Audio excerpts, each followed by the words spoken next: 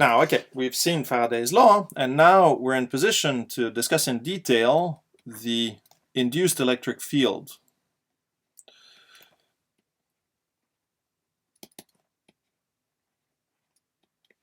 Okay, so let's just recap a bit. You can think that there are two different sources for electric fields. Okay, as we've seen in electrostatics, you've just got electric charges. But now we've added to this a second possibility, time-dependent magnetic fields. Okay. Now there's some nice parallel that you can make with equations that we've already seen. So let's remind ourselves, we had Ampere's law, and what Ampere's law told us was that the curl of B was proportional to the currents that we have. And now what our new friend Faraday is telling us is that the curl of an electric field is the time dependence, or the time derivative of the magnetic field. If you want, in cases where we have some nice symmetry, we can exploit the integral form of these equations. So if I look at Ampere, I will take the line integral of the field along some closed loop, and the source of this is going to be determined by the enclosed currents going through this the surface defined by this loop. And now here for Faraday, we have again the equivalence of taking the integral of the electrical field along some closed path, and then this is just going to be the time-dependent flux, or the time derivative of the flux going through this. Okay, so there are some nice examples of applications of this. So nice examples. Okay, so there's example 7.7. So what's that about? The idea here is that you have a circular region like this of radius r, okay, in which you've got some field pointing up. And this field, B, is time dependent. And the question simply is, what is the induced electric field, E, which will be a function of t. Okay, and the solution is quite simple. You're just going to use an amperian loop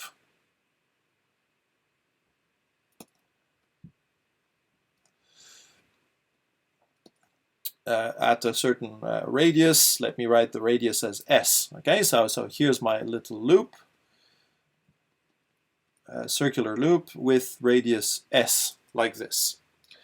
What does that tell me? I'm going to take the line integral of the electrical field along this this loop here, and what's that going to give me? It's going to give me the amplitude of the field times the circumference of this circle, 2 pi s, and following Ampere, what's that going to be? It's going to be the time derivative of the flux.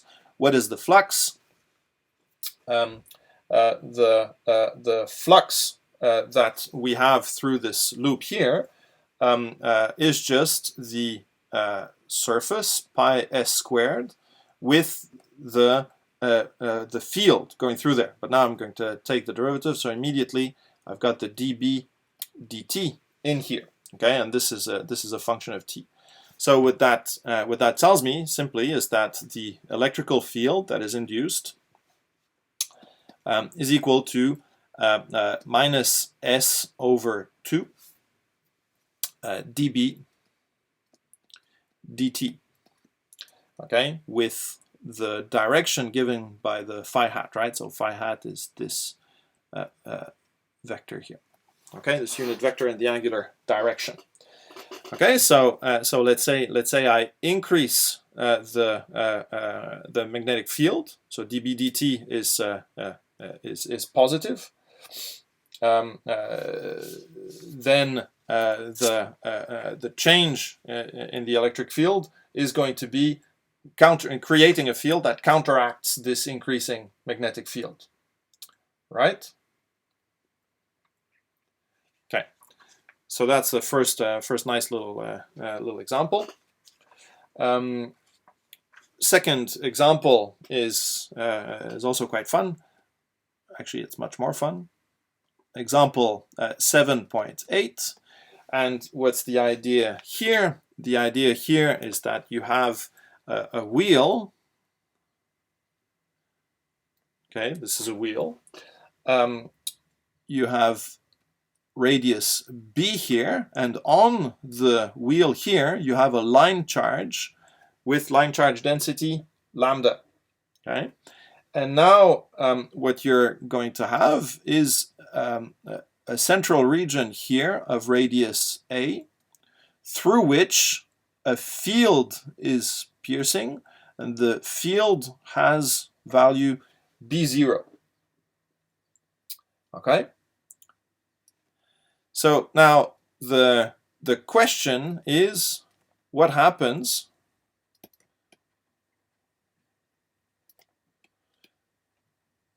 when the field is turned off? Okay, so well, what are we going to do? Of course, turning off the field creates a time-dependent field. This time dependence is going to create an electric field. This electric field is going to act on the charges on the rim of the wheel, so something's going to happen. So to figure out what happens, let's just calculate what the induced field is. So the way we do this, we're going to consider a loop at the wheel. We're going to compute the line integral of the field along this element. So if you want, the little dl is like this, yeah. And what is this? Once again, it's just the time rate of change of the flux, and because the field is uniform up to radius a, this is just minus pi a squared dB dt. And again, similarly to above, this tells us that the electrical field as a function of time is just minus a squared over 2b. Yeah, because this thing here is just, once again, e times 2 pi b. Okay, so I just deduced that the electrical field is this thing, dB dt, now again in the phi hat direction. Okay, now this electrical field induces a torque. What's the torque? The torque on a certain segment dl, it would be just, I mean, the size of it would be r cross f, okay, where f is just the field times the charge that's there. So the amplitude of that, r, I mean, the radius amplitude is just b. The force is charge times field. Charge is lambda times dl, so it just gives you lambda e times dl. Okay, that's the amplitude. The total torque that you would have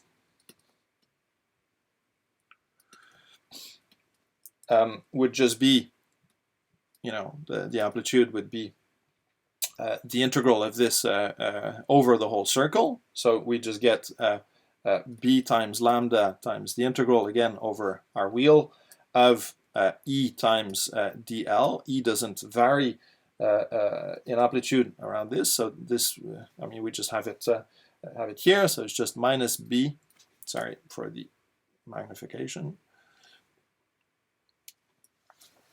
so minus b lambda pi a squared with the dB dt.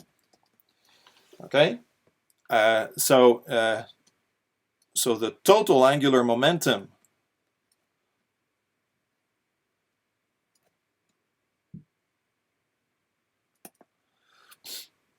imparted to the wheel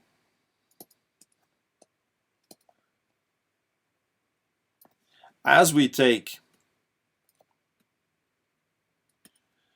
the magnetic field B from B0 to 0, okay, it's just going to be integral of the total torque times dt, but really I can just rewrite this as minus lambda pi a squared times b, and now the integral from, we start at b0 and we end up at 0, of db, okay?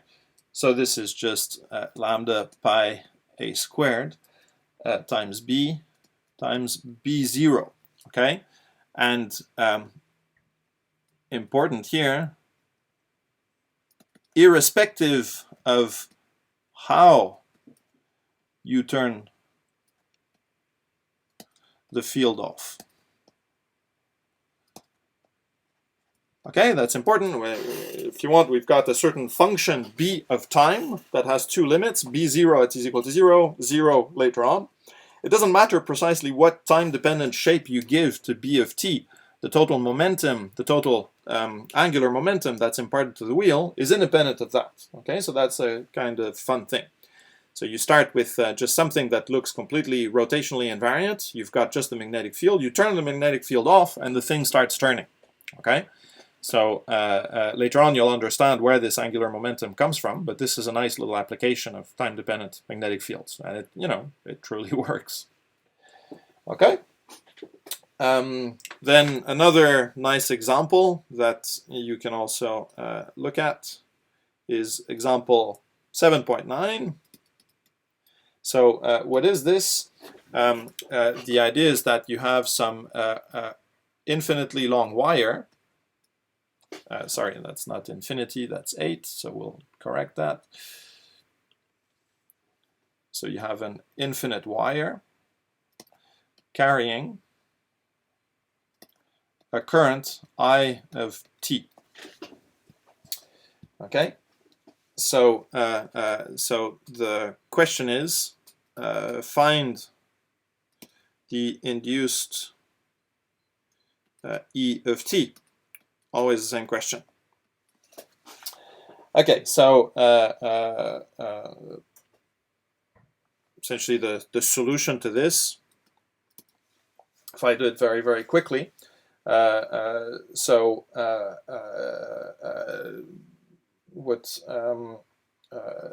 we will have is, if we imagine that the thing is quasi-static, okay, so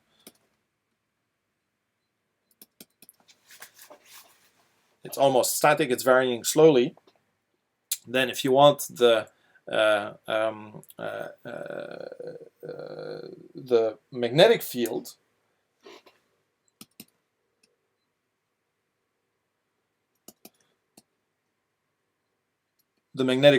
on a wire, we've created by a wire, we've calculated it before, right?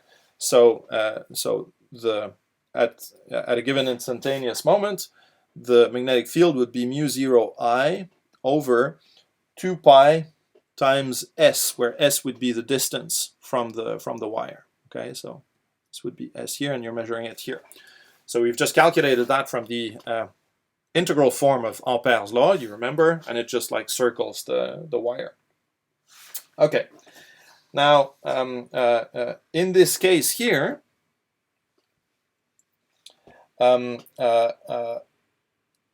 so like the B field of a solenoid, E is going to run along the wire.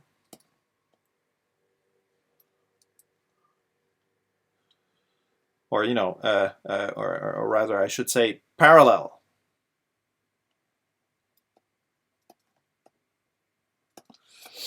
Okay, so now what I'm going to do is I'm going to use an amperian loop like this, where this is going to be some distance s0 and this is going to be S like this, right? So S0 is this distance here, S is this distance here, and we're going to integrate along this loop here.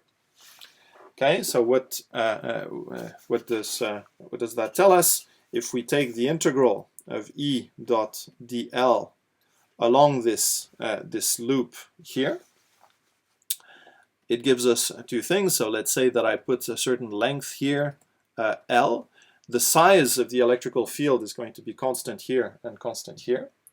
So it would give me, so this part here, which just gives me E at position, at distance S0 times L, minus then, so minus sign because we're integrating this way, E of S times L.